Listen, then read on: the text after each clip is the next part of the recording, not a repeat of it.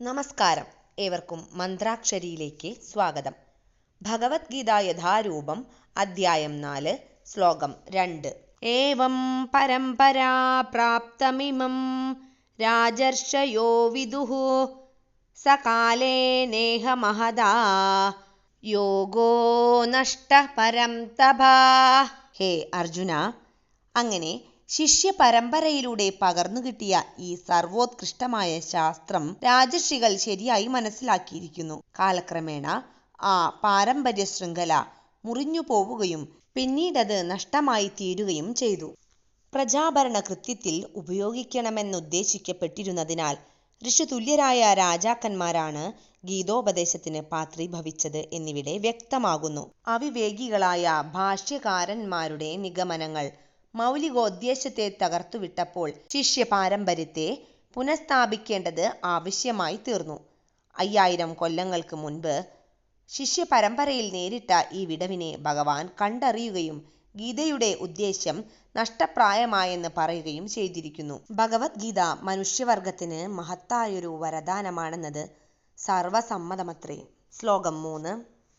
സ ഏവായം മയാ തേദ്യ യോഗ പ്രോക്തഃ പുരാതനഃ ഭക്തോസി മേ സഖാ ചേതി രഹസ്യം ഹ്യേതദുത്തമം.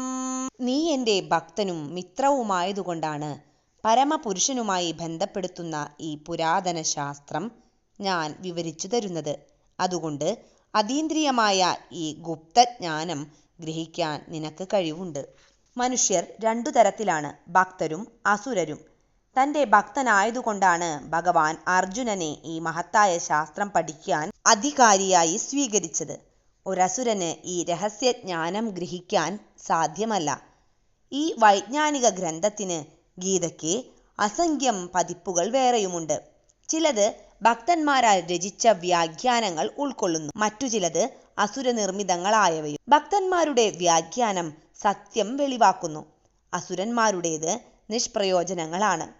കൃഷ്ണനെ പരമപുരുഷനായ ഭഗവാനായിട്ടാണ് അർജുനൻ കാണുന്നത്. അർജുനന്റെ വഴി പിന്തുടരുന്ന ഗീതാഭാഷ്യമേതും ആ മഹത്തായ ശാസ്ത്രത്തിന് യഥാർത്ഥ സേവനമാകുന്നു. അങ്ങനെ അർജുനനിൽ നിന്ന് തുടങ്ങുന്ന ശിഷ്യ പരമ്പരയെ പിന്തുടരാൻ ശ്രമിക്കുകയും ഉത്കൃഷ്ടമായ ഈ ഭഗവത്ഗീതയിൽ നിന്നും പ്രയോജനം നേടുകയും ചെയ്യണം.